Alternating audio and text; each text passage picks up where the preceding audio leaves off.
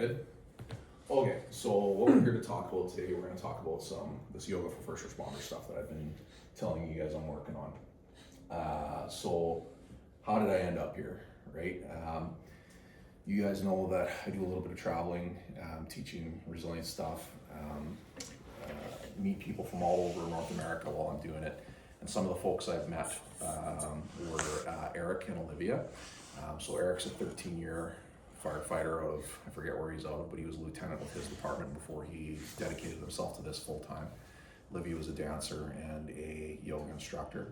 And they recognized the gap that we've all recognized, but they've managed to find a solution for that. So we talk about, like when I talk to you guys about solutions for stress and mental health, we talk about upstream solutions and downstream solutions.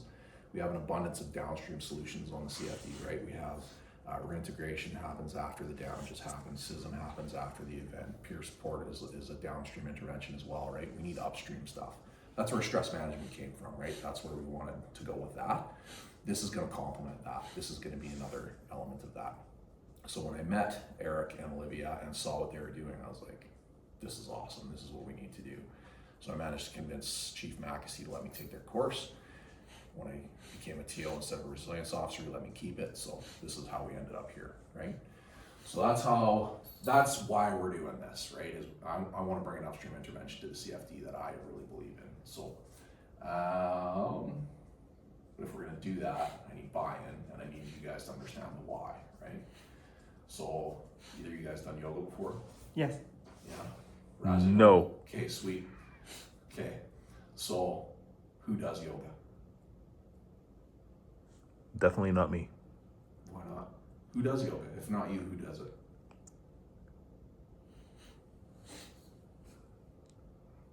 I get my kids to do yoga. Your kids to do yoga? Yeah. Okay. They're athletes. Yeah. It helps with core and flexibility. Core and flexibility. Okay, yeah. That is one of the benefits of it for sure. When you type yoga into Google, this is what comes up, right? So a lot of people see this, right? Especially people in our line of work. They see this and they think yoga's not for me. Is that accurate for you, Razi? I would say so. Yeah, right? So this is sort of, we talk about, this is marketing. That's all this is, right? We talk about sort of versions of things that get bastardized to get packaged up and marketed. Yoga is one of those things, right? It's for bendy young white chicks who have time to pose on a beach and hang out. And if you don't have access to these serene settings and you don't have access to these poses, then yoga is not for you, right? Accurate. Accurate? Yeah. No, not accurate. That's the whole point of why I'm doing this talk. Raz, catch up. Okay. The preconceived notion is accurate. The preconceived notion is accurate. That's right. Okay. So one of the big things that we need to talk about is that you mentioned your kids do it because it's good for flexibility and it's good for core strength. Sure, you're 100% right. It's good for relaxation, but that's not the focus of yoga. That's not the core of yoga, right? Functional mobility and things are wonderful side effects of yoga. What yoga is it's a way to process stress out of physical tissues and the neurological system, and that in turn leads to some of those benefits, right? And yoga doesn't teach relaxation, it teaches regulation, right? So a lot of times we think of yoga as a way to relax. I know up until I took this course, when I did yoga, I really like yoga with Adrian, and I still do yoga with Adrian. I just do it with a different intent and a different focus now, right? But when I did yoga with Adrian, I did it because it helped me relax. Right? But what we're talking about is regulation. So what do you think the difference is between regulation and relaxation?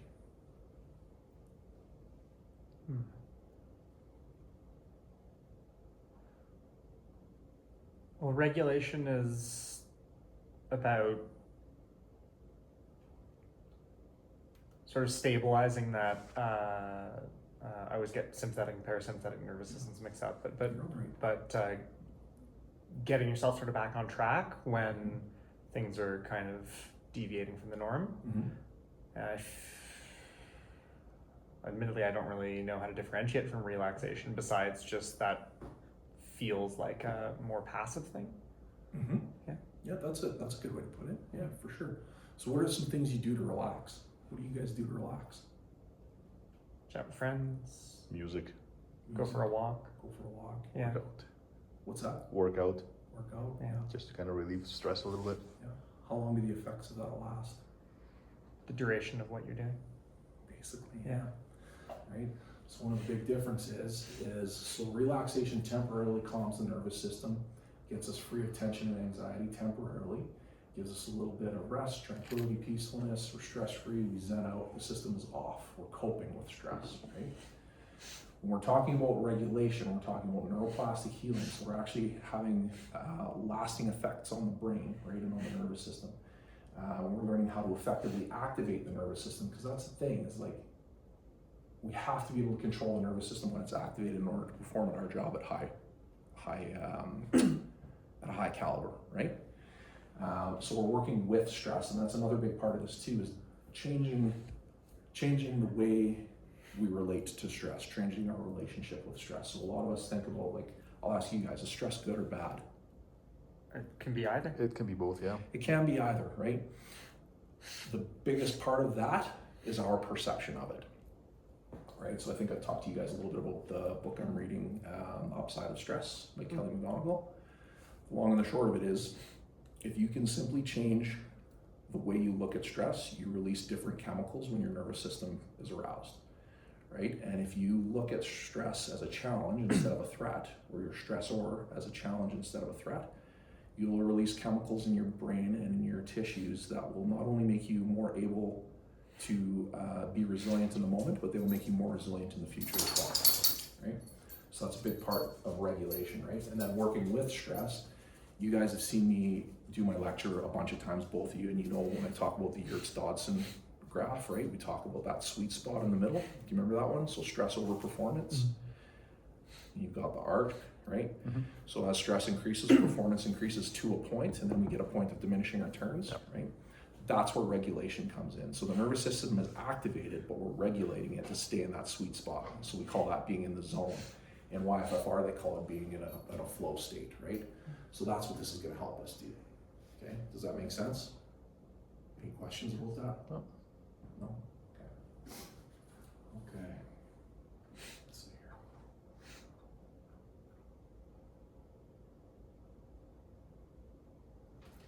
here. Okay, so yeah, yoga is not for flexibility and relaxation. Those are lovely side effects. But what it's for is mastery over the mind and optimal functioning of the psychophysiological system. You want to take a guess at what the psychophysiological system is? The long and the short of it is your mind, nervous system, and body, right? So if we think about, you know, there's people here who can relate to this. If we think about what PTSD is, right? My body's here, my mind is there. The nervous system follows the mind. I get dysregulated in a setting I shouldn't be dysregulated in, right? But if we can be mindful and we can bring the mind and the body to the same place, the nervous system is going to be in that same place, and I can take control of the nervous system, right? And that's what a lot of this is about. So optimal functioning of the psychophysiological nervous system means bringing those things into alignment and taking control of them to achieve our goals, right? And that's what this is going to help us do. This is a training tool for that. Does that make sense? Sure. Yeah. Okay. Okay. That in turn is going to lead to our ability to process stress and build mental and physical resilience, right? When we process stress instead of relaxing and dealing with stress, it leads to growth, not depletion, right? Depletion, we know from working in this place that stress can build up and be depleting. We're all just getting over it now coming off the Christmas break. I think most of us were pretty depleted before we went on our holidays, right? Yep. So this is going to help us grow in those situations instead of feel depleted. And then, yeah, we're going to build that mental and physical resilience. So what does it mean to have those tools? It means preparedness for a job, right? So these things all translate back out onto the fire ground, right? Does it sound like that stuff would be useful for out on the fire ground? I think so. 100%, right? And then long-term survivability, right? So the ability to process stress out of your tissues and out of your nervous system is going to help with that long-term resilience and our ability to do our job for a long period of time, right? I did not have this tool. Many of us don't have this tool. That's how I ended up the guy with the dog, right? This is going to help us prevent that, right? Upstream interventions. Okay. So, Josie, can you read me these specific benefits of yoga training? Absolutely. The ability to self-regulate, enhanced self-awareness and situational awareness, enhanced proprioception and fine motor skills, better verbal expression and problem solving, increased physical strength and mobility, access to effective sleep and recovery, ability to perform well and under pressure, decreased impulse variability, more accurate gut responses, controlled mindful responses, less injury, faster recovery time, increased emotional adaptability, oxygen is used more effectively, and access to flow. Okay. Is any of that stuff? Okay, first of all, is there any questions about what any of that means? I am going to need a clarification on proprioception. Yeah, Proprioception. that's a fancy word. Proprioception is your body's ability to understand where it is in space without you having to look at it. Okay. Right? So that's a big injury prevention piece, especially for us when we're blacked out. Right? We need to know where our body is in space. A lot of our job is blacked out, whether we're fighting fire or we're searching, right? That's what proprioception is. Anything else? So you're talking about yoga drawing a connection between your mind and your body. Mm-hmm. I'm looking at a few of these things, and my initial perception of yoga before taking this course was that it was way more body focused, and that there's some mindfulness aspects to it, but it's like firmly differentiated from things like meditation. So how many of these are both mind and body? Because I look at things like increased emotional adaptability. Where does that come from? Or like more accurate gut responses? Okay. So let's go back to the stress management lecture that we talk about. Right? Okay. When my amygdala takes over, what part of my brain is doing the thinking? The instinctual part of my brain, or the adaptive, responsive, intellectual part of my brain? Instinctual, based entirely on your training and rote preparation for situations. Yes. So if we can regulate in that aroused state, what part of our brain are we bringing online? We're going to be focusing primarily through the prefrontal cortex. Prefrontal cortex, Yeah. That's right. Increased prefrontal cortex activity is going to lead to better emotional adaptability. Okay, so what we're saying then, what you're suggesting is that through yoga training, we can access similar benefits to some of the processes you talked about in your stress management. So Joseph, this is stress management. Okay. So what this is like, as you know, I've been trying to get the stress management stuff out to the floor for a long time, but it's really difficult. Like, I can't package that obstacle course up in 10 instructors and bring it hall to hall. Yeah. And I can't effectively bring in 1,700 people to do that, to get them up to speed, right? What this yoga, you can think about it as the obstacle course. It's the tack-prack part of stress management. Okay. So what I want to do with this, Jose, is I want to give a lesson to some of our PFTs that they can follow and that they can deliver. I want to pair them up with an RF, and I want the RF and the PFT to go into the hall. I want the RF to deliver the stress management lecture, and then I want the PFT to deliver a yoga for first responders course that will give them tactical and practical opportunity to practice those skills, right? So this is stress management 2.0. That's what this is, right? Which seems counterintuitive when we're talking about yoga, because we believe it to be this relaxy, flowy, woo-woo thing. We're not using it that way. It's not about the relaxation, it's about the What was the other one? Regulation. It's about regulation. Yeah. That's right. That's right. That's exactly it. So that's what's going on here. Okay. Okay. Does that make sense? Yes. Okay. Thank you. And all of these, this isn't opinion. This isn't anecdotal. This is evidence based. So one of the really cool things about YFFR is they've had universities do study on their 16-week protocol, and it has quantifiable, quantitatable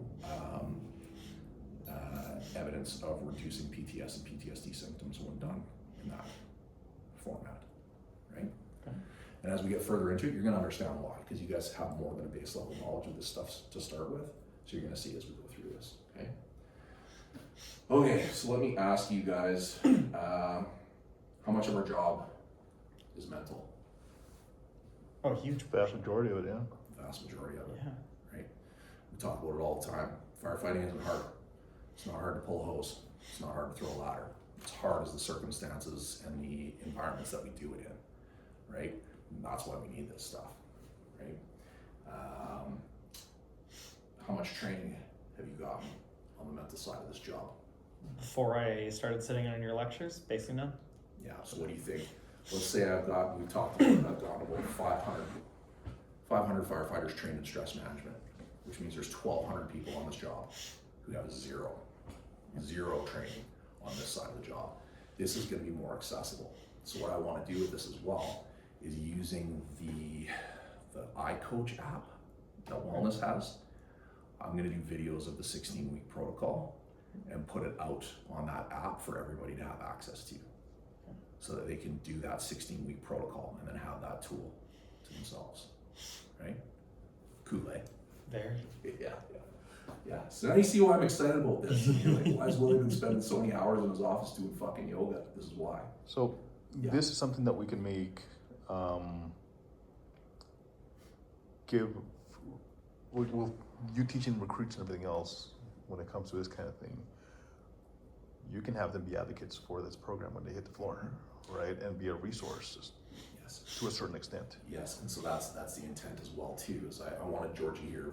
He's already pretty much bought in, but I wanted to have him here to have him see the benefits that this can deliver more than just kind of what I've already articulated. Yeah. Because that's one of my intentions too. Is I want to work this into fitness for the recruits, Yeah. and I also want to work it in for you, Mm.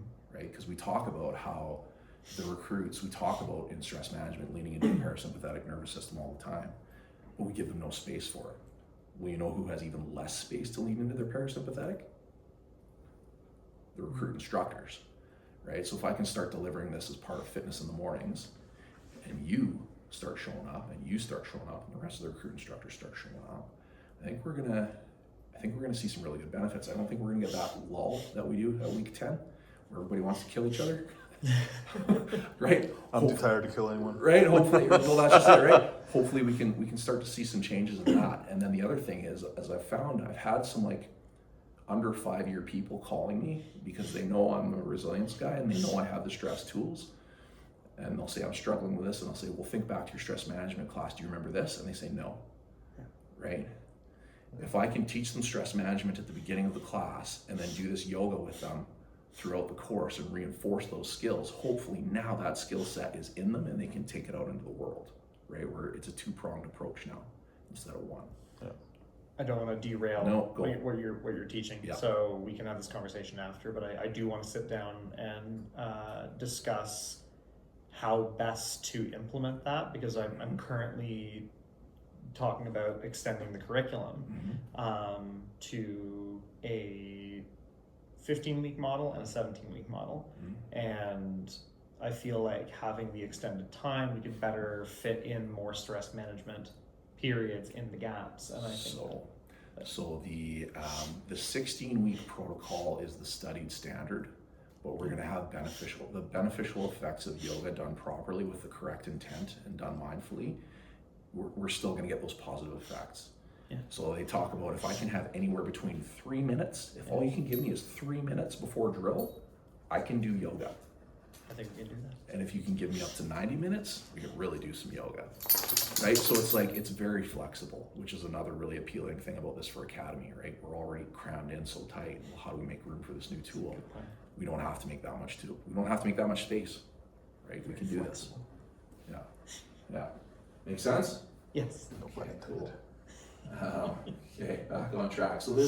So similarly, this is a poll that YFFR did using dispatchers. So granted, their job is as intense as it is effectively more sedentary than what we do, right? So we have a little bit more of a physical aspect to our job, but still, they thought about 90% of their job is mental. We talked about the majority of our job being mental. They said they got between 0 and 10% training for it. We get pretty much nothing unless you've been through the academy in the last 5 years, right? So this isn't just an us thing. This is a public service thing, and we've talked about that because that was the whole point of me coming out here, was we identified that gap, right? And we needed to fill it. So that's where we are.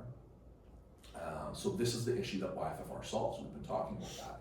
It's a missing skill set for processing stress, building resilience, and enhancing performance. And if anyone asks you what Willy's lecture was about, that's the Coles notes.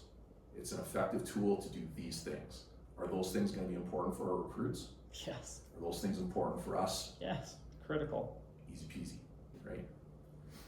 And this leads to, when we don't do these things, when we can't do these things, it leads to stress-related health issues, declines in performance, injuries, post-traumatic stress, and suicide, either in attempts, ideation, or completion, right? Which we're unfortunately seeing a lot of in this department, right? A shocking amount. This stuff all looks pretty familiar to us, eh? Right? Well, and even if you've been paying attention to any of the work I've been doing, or any of the people that have been coming through the academy, I deal with this stuff every day, right? We need a tool for it. So this is the stuff, this is the medicine, right? And that's why Yoga for First Responders is a proactive training tool for mental health and physical resilience, upstream intervention. That's what we're trying to do.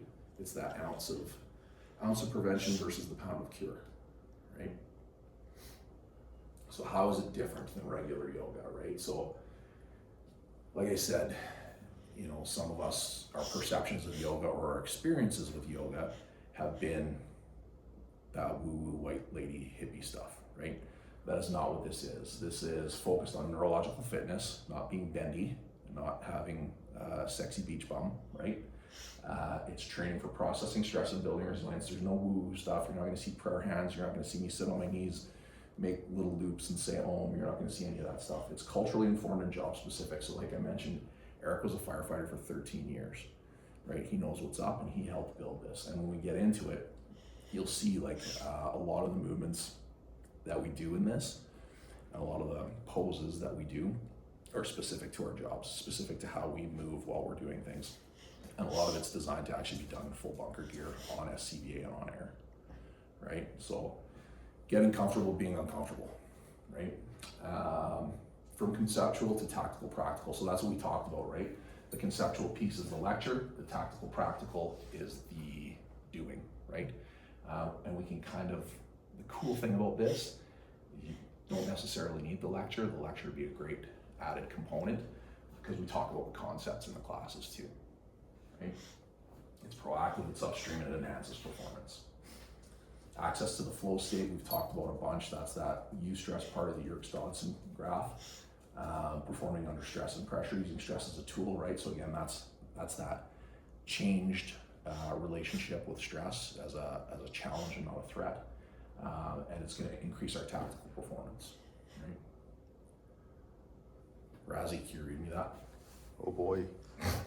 Using a mixture of box breathing and recover breaths techniques, I was able to make my 45-minute bottle last for an hour and 43 minutes. I was also able to keep breathing after my fiber alert stopped for an additional 15 minutes before the mask sucked to my face. Knowing my limitations and that I have a tool to use to give my crews time to rescue me, if heaven forbid something happened where I had to hunker down to wait, is invaluable. So we saw more efficient use of O2 on there as one of the benefits, right? So not even just in an emergent situation, but obviously just to get our jobs done, just to do work, that's valuable, right? If we can conserve air and use oxygen more effectively. So a lot of that is built into this too, and built into the breathing techniques that we're gonna do. Joes? I have to say YFFR is amazing. I was involved in an extended standoff Wednesday night through Thursday morning. The 3-part breath work and modifying sun breath for tactical vest worked amazing. Yeah. So he's talking about being in his tactical vest. So what we'll talk about as we move through the yoga stuff and as we learn the breathing techniques is that you can actually use your equipment to help cue your breath. Right? So we do a 3-part breath. It's belly, rib, chest. Breathe into your waist strap, breathe into your shoulder straps, breathe into your chest strap. Right? You've got that resistance to breathe against. We'll talk about that more as we learn about this stuff. But you can like it's culturally informed, right? Like easy peasy now that I say it out loud, but no one's ever done it before. Right? So there we go. So what to expect? So there is a basic framework for this, right? It's packaged up nicely so that dummies like me can deliver it to you guys. Okay. So the first part of any practice, it's always the same. It's 3 parts. The first part is the tactical breath work. So all we're going to do is focus on the breath. And the reason for that is that the breath is our anchor in all of this. Right? We talk about it in stress management. The breath is that piece that you always have with you that helps you take control of your nervous system, your mind, and your body. Right? When I have control of my breath, right? Breath is the key to the heart, heart is the key to the mind. When I have control of that, I have control of my nervous system. My body and my nervous system are going to do what I say, right? And then we take that, and to prove that, and to work on that skill, we take it into the physical drills. So, are you dreaming? Okay. We use the physical drills to create that stress, to create that, not stress, that activation that we need. So practice regulating in an activated state, using the breath, using what YFFR calls cognitive declarations. We've talked about as being anchor phrases, right? When I talked about in my lecture, the thought that escapes your lips is the thought that wins. We're going to do things that are going to feel silly. We're going to say stuff out loud, and there's a reason for that, right? Even if you don't believe it in your mind, if you say it out loud, there's a little piece of your subconscious that grabs onto it, and it's that seed that can grow into success, right? So the next time you're in the gym and you're doing a plank, how long can you do a plank for, Josie? 1.5 to 2 minutes if I'm dedicated. Okay. Next time you're doing a plank and you're somewhere between 1.5 minutes and 2 minutes and you want to quit, say to yourself out loud, I am strong, and see what happens. Cool. I'm gonna go for 20 seconds and then hit my minute. Just see what happens. It's interesting, right? It's interesting. And we're going to use this stuff. It's the same stuff, right? We're segmenting, we're using anchor phrases, we are using tactical breath work, we're using goal setting, we're using positive self-talk, we're using all the things I talk about in stress management. We're just using them in a different setting, in a more creative way to help do stuff that's even more job specific than what we do in that obstacle course. Right? Make sense? Mm-hmm. Then after that, we're doing our neurological reset. Right? So after I've taken control of my nervous system to get the job done, I need to get my nervous system back over to my body so it can take care of itself, and I need to regulate my nervous system down so I can rest and recover, right? Because that's part of what causes those stress injuries. I know for me, that's part of what caused my stress injuries, that low-key stress that's always there, right? When you're waiting for the call, right? It's not when, or it's not if, it's when, right? What are we waiting for? It's not if, it's when, it's coming, right? And your body doesn't know the difference between the bear and that, right? And that adds up, that builds up. So we have to be able to regulate and bring ourselves down when we're not in that situation where we need to be activated. Right, I was just talking to AJ this morning, he was talking about his night shift and talking about his sleep. And he said, like a lot of us, he kind of sleeps like this with one eye open all night, right? Kind of super lightly. We need to be able to get rest when we can get rest, recover when we can get recovery. These neurological reset exercises that we're going to do are directly applicable to that, right? We've rooted in our tactical breath work by practicing it here in YFFR. So when we go into our physical drills, which is going on a call, we know what's there. We can tap into our breath, get the call done. And then when we get back to the hall, or when we're even sitting in the back of the truck, do a little neurological reset, right? Get you back ready to go, get you regulated. Make sense? Yes. Okay. Josie, read that one. Yoga, Zen, and the martial arts may have some mystical connotations, but when you strip away the mysticism, all that's left is a simple process that allows you to gain conscious control over your unconscious nervous system and then put it to work for you. Who said that? Lieutenant Colonel David Grossman. Not a guy you'd expect to say something like that, eh? Right? Wow. Not a guy you'd expect to be into yoga. Well, if he's the person I'm thinking of, I actually wouldn't be Sorry, that surprised. at a superficial level. Oh, okay, because of When the... you talk about lieutenant yes, colonel, because of the titles, the yes, military, absolutely. not a guy you'd expect, right? But Yeah. knowing what we know, knowing what he's Mhm. authored, yes, of course.